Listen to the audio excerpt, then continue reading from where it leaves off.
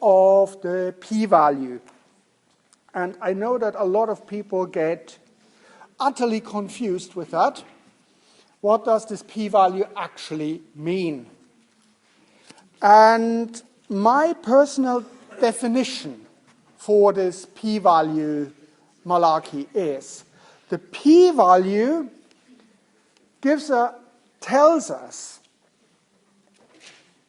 the chance or the probability that only, and I want to emphasize this only, that only the sampling error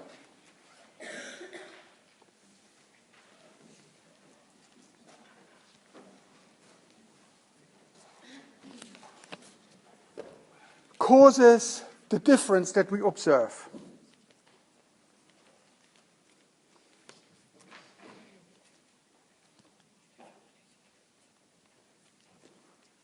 Causes the difference what we observe.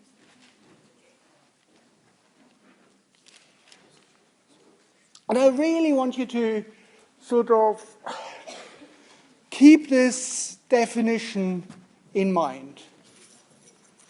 Ideally, you learn it by heart, but if you understand it, what it actually means, then, And I have to apologize, I have to take off this hat. It fries my brain.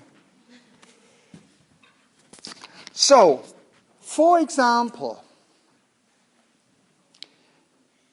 if you have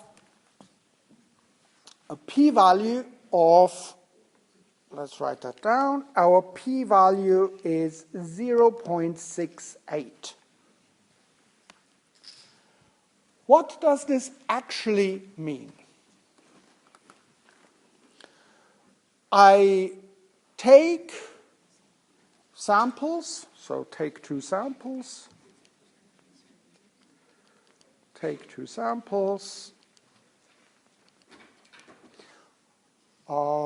from a wider population. For example, I measure the average height of men in my sample is 178 centimeters, and the average height of the women in the sample is 175 centimeters.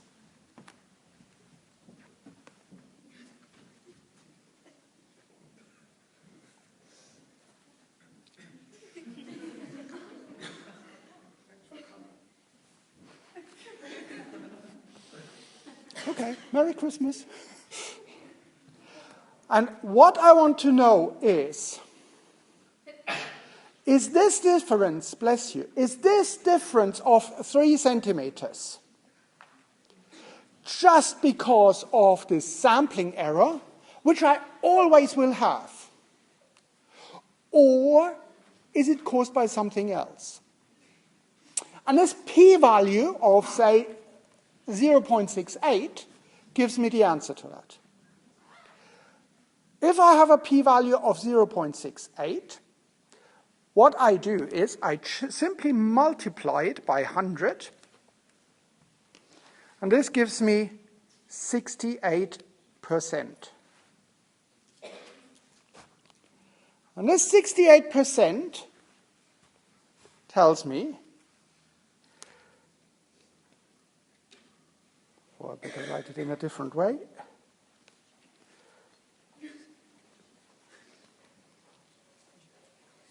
there is a 68% chance, there's a 68% chance that the difference between these two things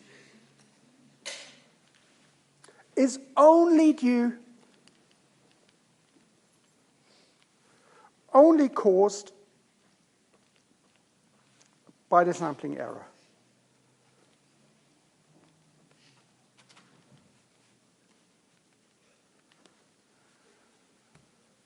So 68% chance that this difference is only because I take particular samples. I can formulate that in a different way. I can also say there's a 32% chance that it's not just a sampling error, that there's something else. So I can say 32% chance that there is not just the sampling error,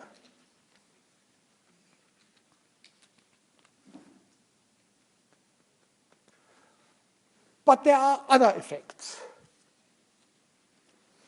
But other effects, in addition to the sampling error is always there. But there are other effects, there might be other effects, but other effects that cause this difference.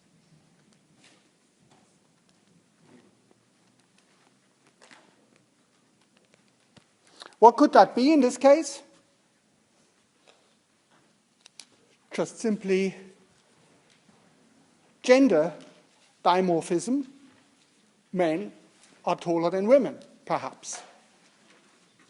Now, the question is now, shall we investigate whether there is something else going on? Shall we? With a 68%, we are pretty sure that it is just simply due to the sampling. Is it worth investigating these other factors? What do you reckon? Shall we? Is it worth time, money, effort, grey hair, no hair? Shall we do it? Nah, not really. It's not really, yeah. We only have a 32% chance that there is something else. What would you say? What is sort of the cut-off point that we should choose to investigate? If we had, we have a 32% chance that there is something else. If we had, for example, 60% chance that there are other factors.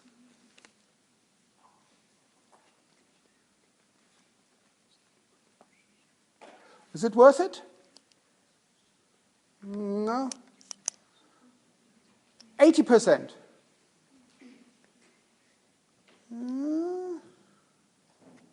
90%. 90% chance? Shall we investigate? No, not yet. 100% chance that there is something else, yeah? Okay. 95% chance. Yeah? 95% chance. So, 95% chance.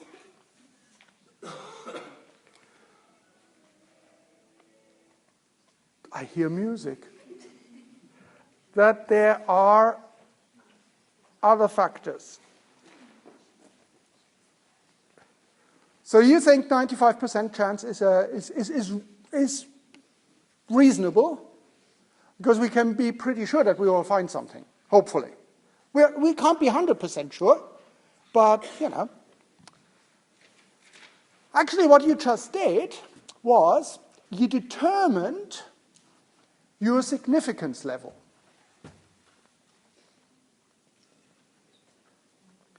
Significance level. At which point do you actually want to investigate? And usually, very commonly, but it doesn't have to be, this significance level, it's abbreviated with alpha, is set to 5%, which is the same as 0.05.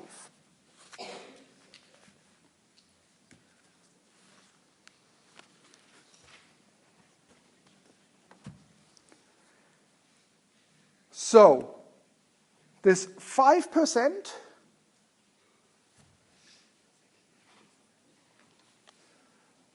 that is sort of the cutoff point. This 5% means there is a 95% chance that there are other effects. If I set this alpha, this cutoff point, say to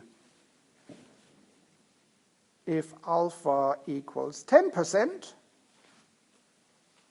then I say, okay, there is a 90%, I would accept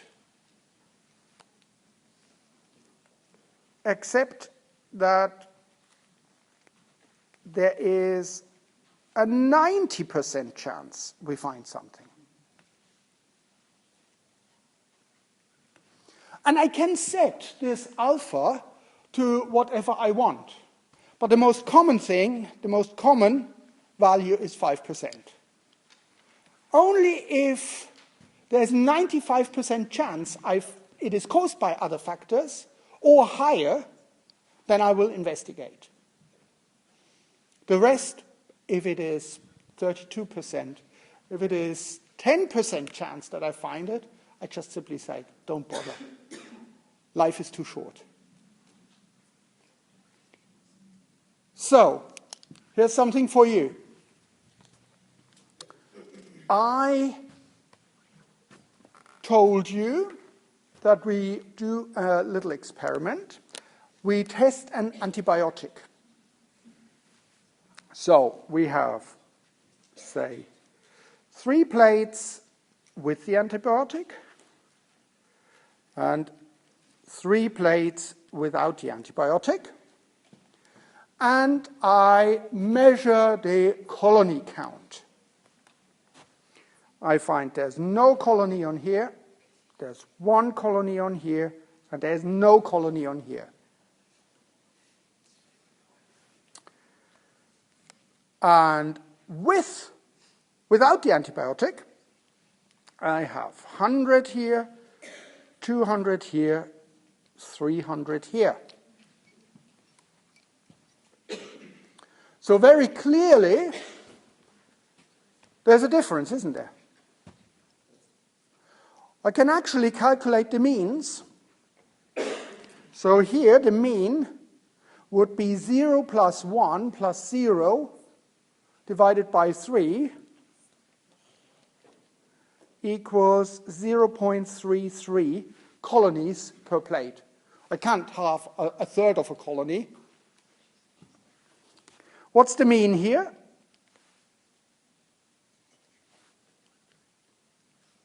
What's the mean without?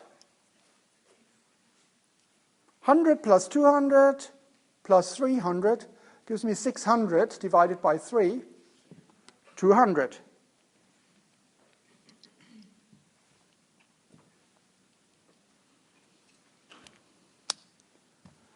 Okay. Now here it goes. From these 2 different means that you see, would you say that this difference here,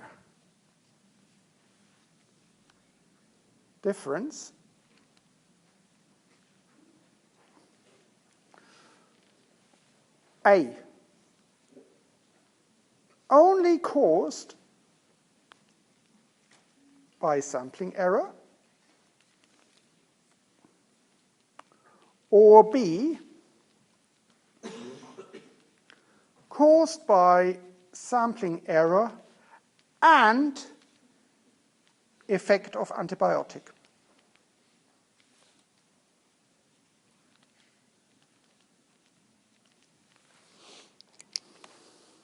Who is for A? Hands up. Who is for B? Hands up. Yeah? Now we can do a test with that, and I introduced you to the concept of a t-test. So we do a t-test in this case, and it will return, in this particular case, p equals 0.074. This is my p-value. And my question, bless you, my question is, or my assumption is,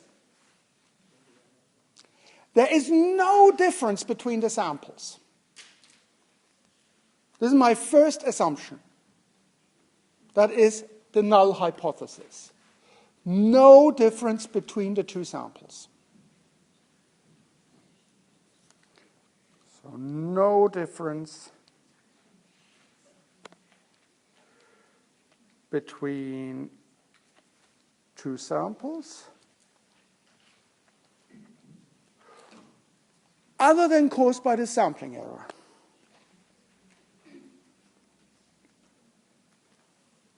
Due to sampling error. This is this H0. And my p-value for that equals 0.074. What does this now tell me? Well, I told you, we multiply the p-value by 100,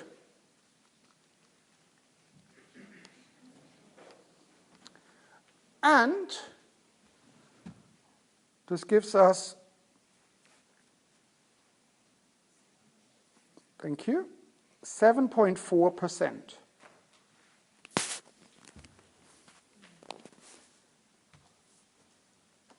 Now this tells us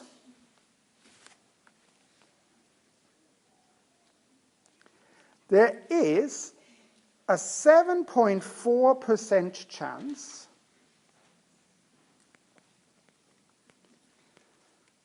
that the difference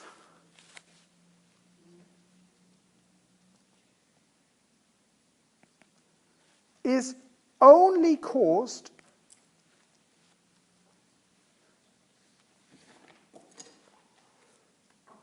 by the sampling error. So 7.4% chance only caused by the sampling error. Or, in other words, there is a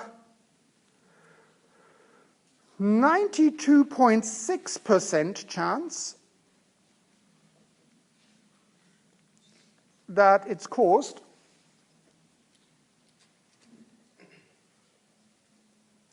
by sampling error and the antibiotic.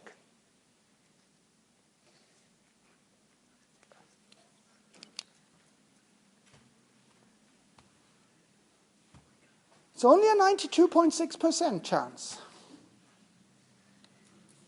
It's not a 100% chance. Shall we say the antibiotic does work?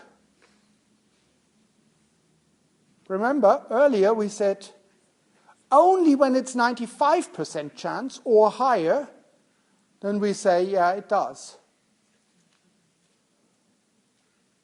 Does the antibiotic work? It's 92.6. Well, our p-value tells us there's no real difference between the two samples.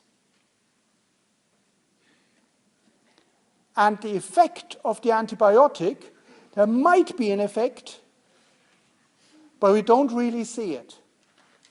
Despite these weird numbers here. 0, 1, 0 compared to 100, 200, and 300.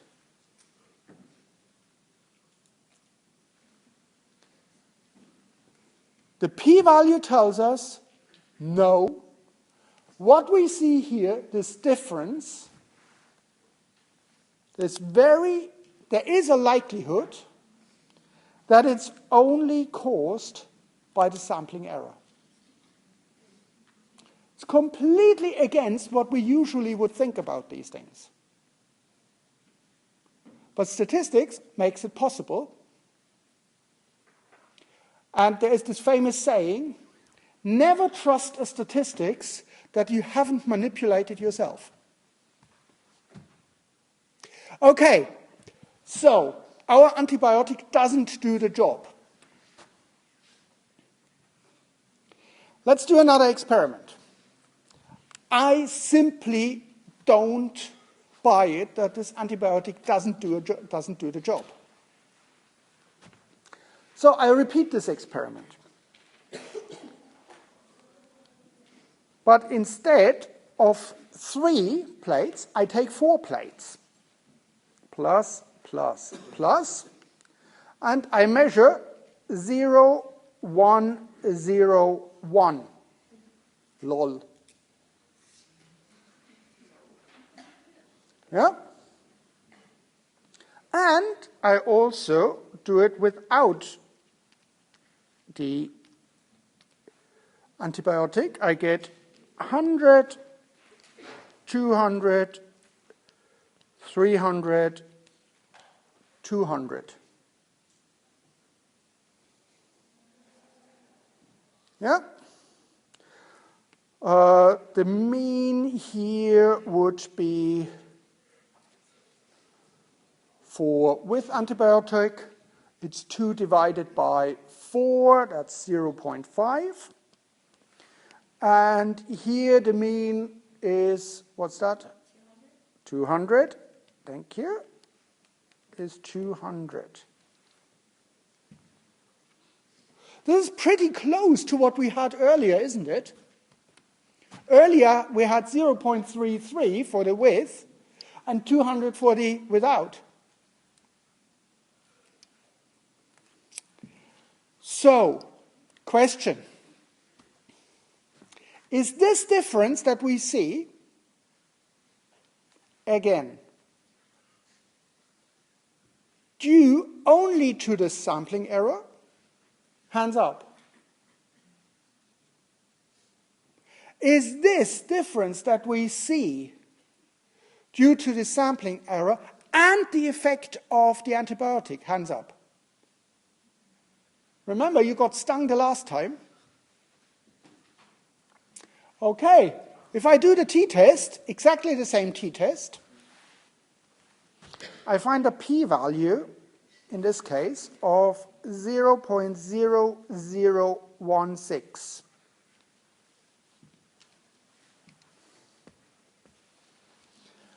What does this p-value tell me?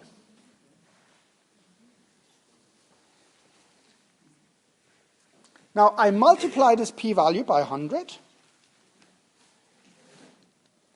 0.0016 times 100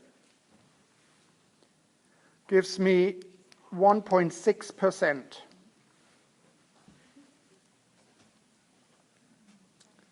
This means there is a 1.6% chance that the difference is caused only by the sample error. Or, in other words,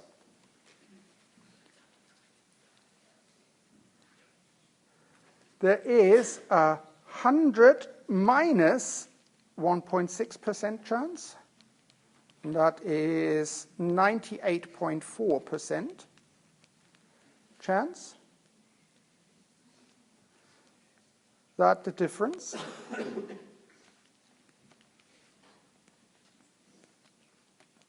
is caused by sampling error, and we never get rid of the sampling error.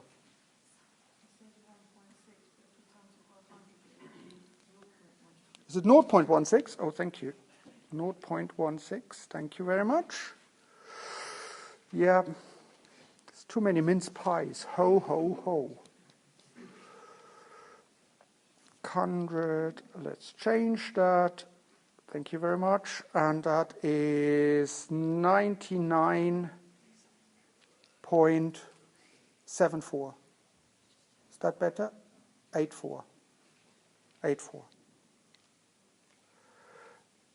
There's a 99.84% chance that it is the sampling error and the antibiotic.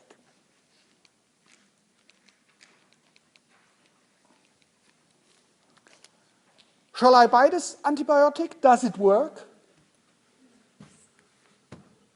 We are still not 100% sure, but we are 99.84% sure that this antibiotic does something. I think that's a pretty good guess. Pretty safe bet that it does work. Yeah? Does that make sense? Here's another one. I compare two things. I say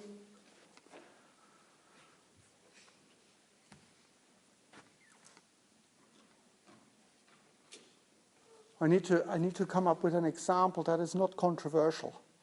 I was just about to say intelligence. So there is no, let's do that. There is no difference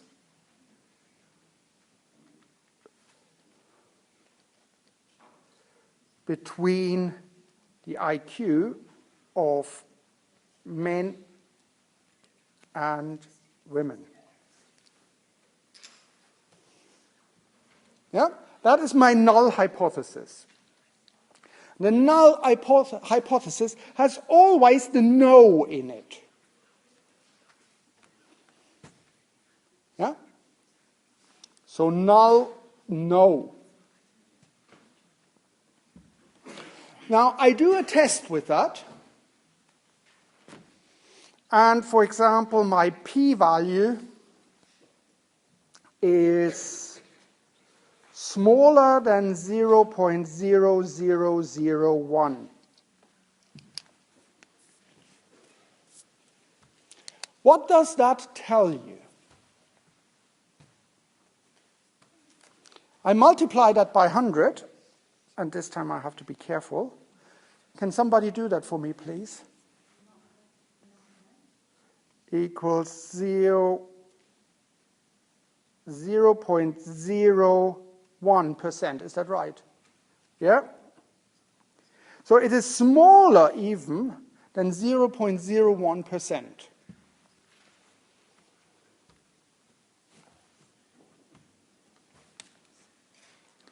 So what does that tell me? It says there is a chance smaller than 0.01% that the difference that I see, that the difference observed is due to sampling error.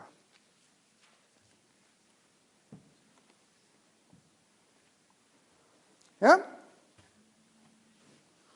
Or, in other words, there is more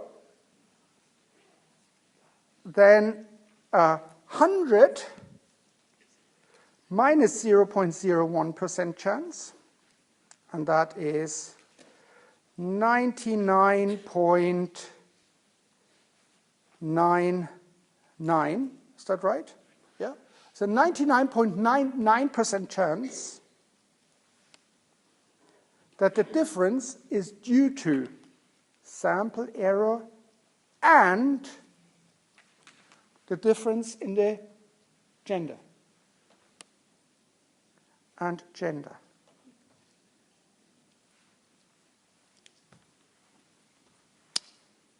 So is there a difference? According to that, yes. If we say 5% or 95%, that's our cutoff, we have 99.99%, so we can be pretty sure, but not 100% sure, pretty sure that there is a difference between the intelligence of men and women. Did you notice something that I said here? And nobody was going, "You sexist pig." I did not say who is more intelligent. Sorry, what was that? I did not say who is more intelligent.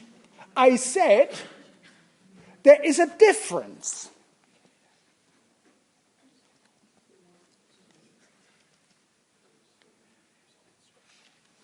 It could be that men are less intelligent than women.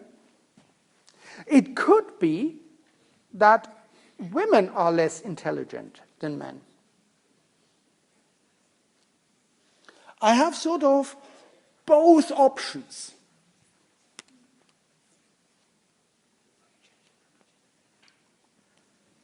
Both options available. I did not, out of fear of retribution, I did not say which one is more intelligent. I just want to say there is a difference. That is what this is. This is why it is called a two-tailed test. Because I have both options, bigger or smaller. Now, of course, I can say, right, I strongly believe that is more intelligent than, excuse me, right? So I made a commitment here. And I say, okay, let's say men, women are more intelligent than women, men. So I have declared my hand here.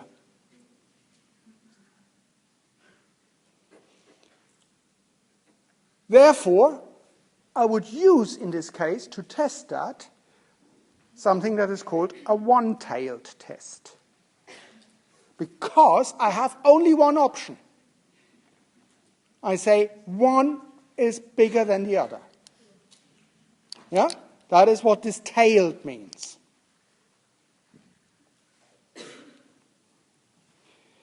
Now, I stop the recording.